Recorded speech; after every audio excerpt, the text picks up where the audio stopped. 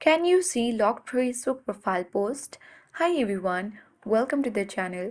This is Rose and without further ado, let's dive right into the video. Here we will learn if we can see or view locked Facebook profile post or not.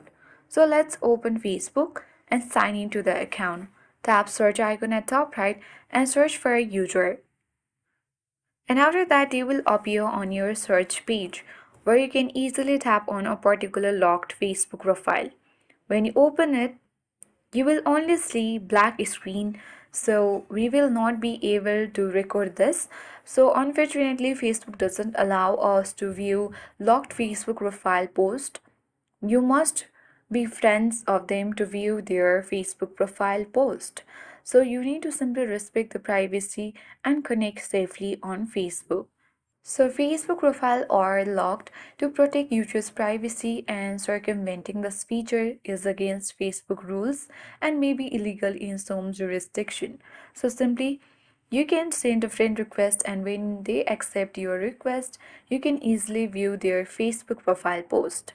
That's it. I hope this guide worked. If you are new to our channel, hit the like button and subscribe. Thank you for watching and see you in the next video.